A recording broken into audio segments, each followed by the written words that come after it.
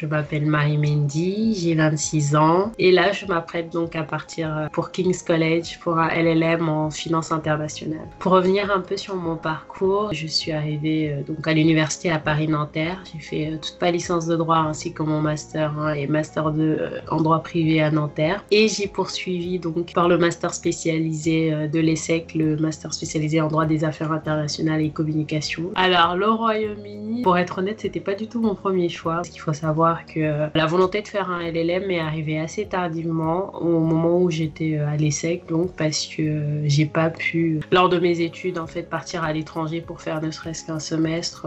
Les LLM qui sont des masters en droit anglo-saxon, et ça permet donc d'avoir une certification en droit anglais, et ensuite soit rester dans le pays, soit revenir dans son pays d'origine afin d'élargir son portfolio, entre guillemets. Et avec l'internationalisation du monde du droit, les LLM sont de plus en plus courants, et j'ai pensé donc aux États-Unis parce que c'est très connu en fait de faire ces LLM aux États-Unis pour ensuite passer le barreau américain pour pouvoir revenir en France. Et finalement, en fait, lors d'une visite de classe avec l'ESSEC en février 2023, on a fait une semaine à Londres et c'était vraiment le coup de cœur à ce moment-là. On a pu visiter également King's College, ils nous ont présenté le programme et c'est vraiment à ce moment-là que j'avais candidaté parce que mon directeur nous avait plus ou moins incité à regarder vers l'Angleterre plutôt que les États-Unis parce que le coût d'un LLM aux États-Unis est très cher, ça peut très vite monter à 100 000 $, alors que Londres est une très bonne alternative à côté et ce n'est pas très loin de la France. Mais plus globalement, outre la distance et le prix, c'est vraiment la ville en elle-même qui m'avait vraiment charmé sur le moment. Je dois dire que mon projet de LLM se reposait un peu beaucoup sur l'obtention préalable d'une bourse. Dès lors qu'on a eu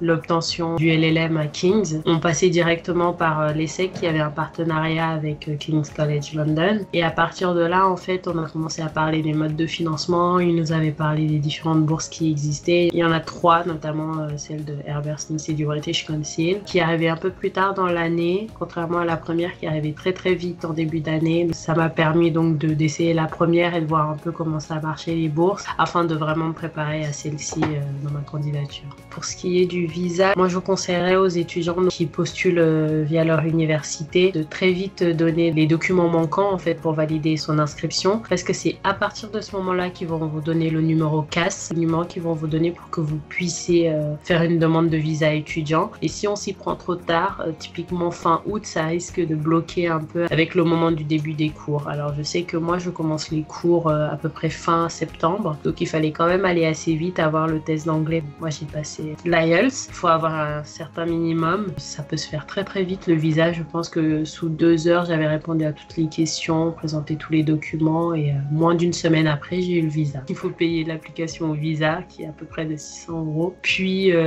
l'assurance maladie du pays qui est à peu près de 1600 €. Donc voilà. J'ai trouvé un logement. Il y a différentes ressources. Celui qui est très connu, c'est Humber Student, qui propose des résidences étudiantes en fait. Et il y a plusieurs options. Donc en studio, qui est beaucoup plus cher, ou une chambre avec un partage de la cuisine et de la salle de bain. C'était très tentant, mais les prix étaient quand même assez chers. Et je voulais pas forcément être seule en fait dans ma chambre et juste partager la cuisine avec tout l'étage. Donc à ce moment-là, j'ai commencé à chercher les colocations en fait à Londres directement. Et il y a énormément de groupes étudiants en fait, ou juste de personnes qui habitent à Londres. Je me suis inscrite un peu partout, j'ai regardé différentes annonces, puis finalement je me suis souvenu que j'avais une cousine qui avait habité 8 ans à Londres, donc je lui ai demandé le contact pour son proprio qui avait plusieurs logements, et à ce moment-là, donc il m'a proposé une chambre dans une coloc en zone 2, donc j'ai pris la chambre et puis voilà. Peut-être juste dire aux personnes que s'ils pensent faire des études à l'étranger, vraiment pas hésiter, ratisser tout internet pour connaître les possibilités, parce qu'à première abord, ça peut faire très peur. Moi, j'ai pas eu de soutien forcément familial, etc.